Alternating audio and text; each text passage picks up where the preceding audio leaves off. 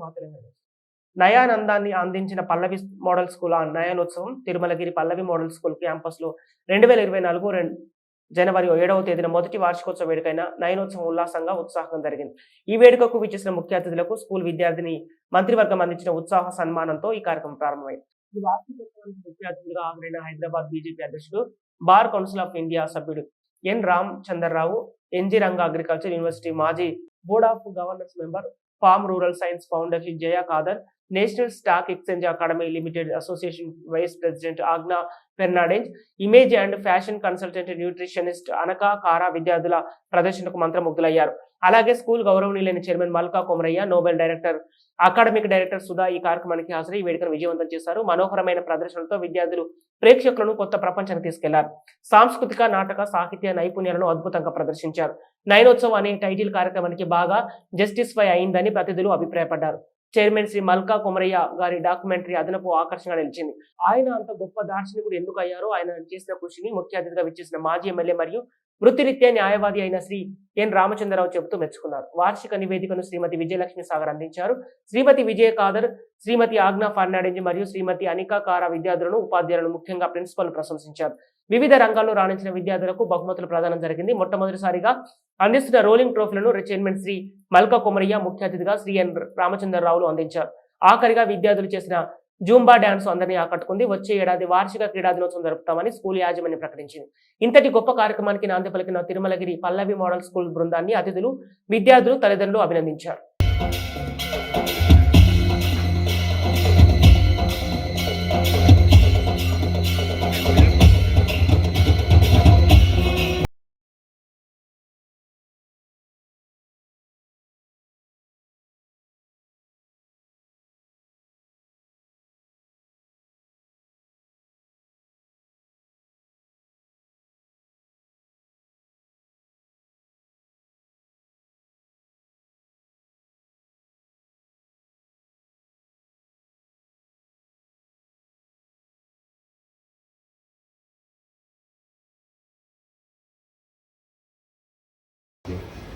And thank you all the parents and for coming here.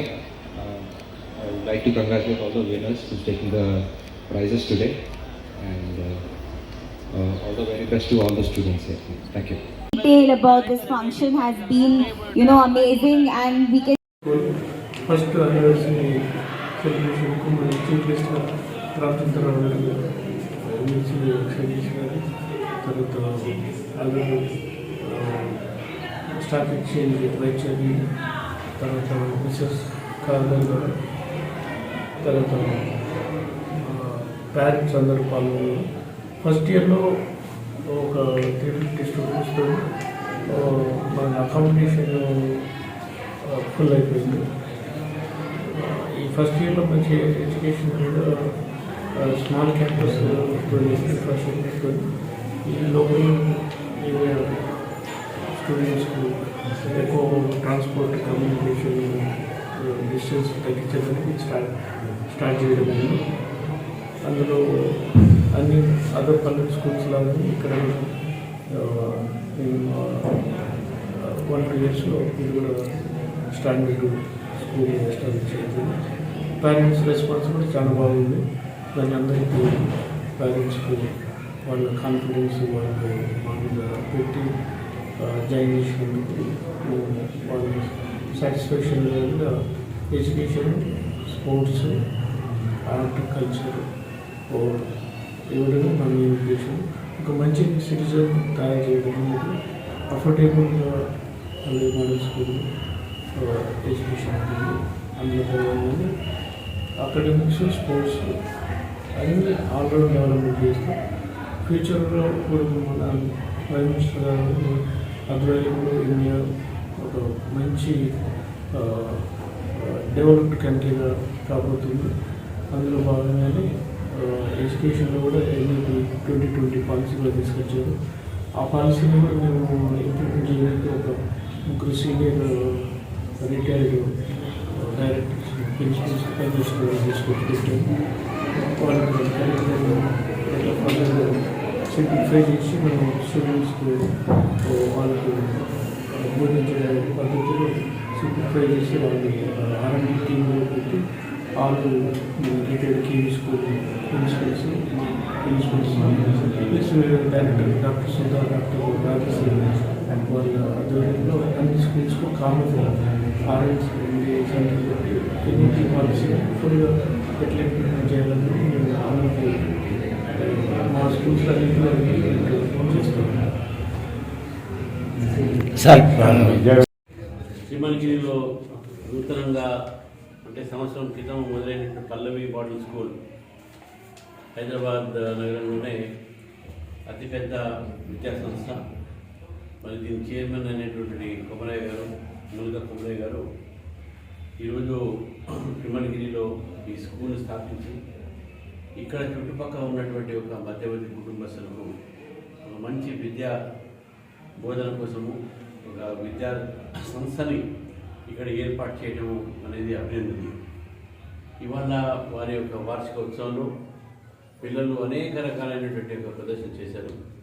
మరి వారు మాట్లాడినటువంటి ఒక భాష కానీ, ఇటు మాతృభాష, అటు ఆంగ్ల భాష, అటు జాతీయ భాష హిందీ, ఈ 3 భాషల్లో కూడా విద్యార్థులు ప్రవీణం వాళ్ళ ఒక టాలెంట్ వెళ్ళడం జరిగింది.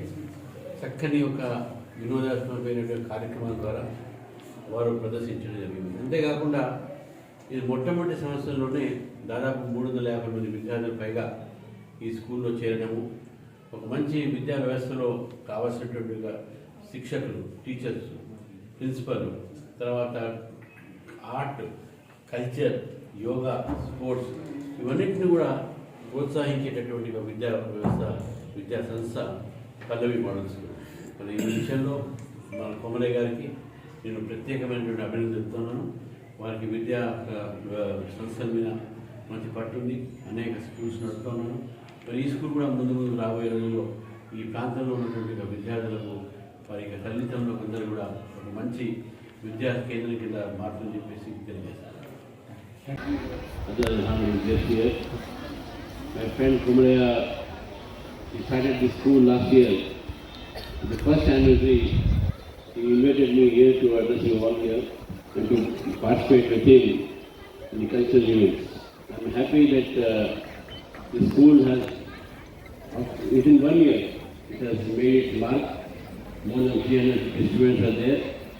And it is because of the brand name of Pallavi that today the school has got good name and they are imparting good education to the students and catering the needs of several students who are here, who are living within the vicinity of this place and studying in the school.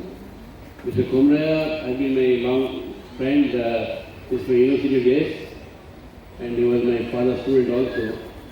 And today he is one of the leading educationists in the state. He said that now 38,000 students, more than 38,000 students are still in his educational institutions. So that means that the educational institution is growing like anything.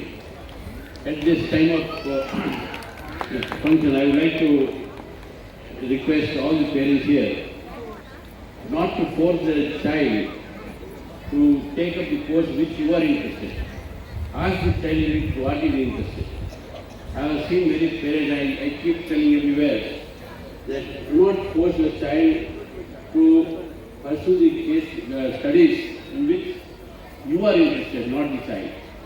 I have seen parents forcing their child to go for MSc, engineering, medicine, pharmacy, and you have further courses like BA, BCom, BSc.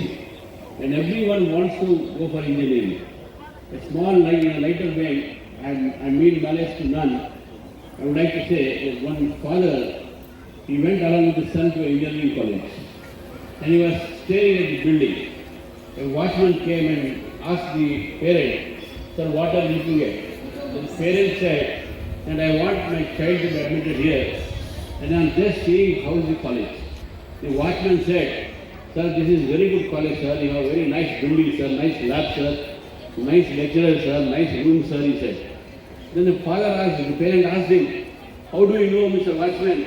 Then Watchman said, "Sir, I was also a student of this college," he said. So therefore, don't think that by doing engineering or medicine you are going to be successful in life. Mr. Komraya has done his engineering, but today he is a successful educationist. Remember that. how education is related to him. That is what we should understand. Our students, our children are very much talented. We have seen now India doing one of the best performances in sports. In the Olympics, we are getting medals. There was a time when people used to say that 100 million population, but not even a single gold. But today we are winning gold medals because our children are coming up in sports, yoga, cultural activities. These are the things in which students must take interest, and parents must also take interest. One last word. It is our responsibility to shape our child future. He must become a good citizen of this country tomorrow. He must learn to respect his teachers, respect the parents, and respect our country and our culture. That is what real education means. So therefore, we should take the responsibility of shaping the future of the child. And with this few words, I thank the management of Pallavi School for giving me this opportunity today in this evening. Thank you very much, and happy.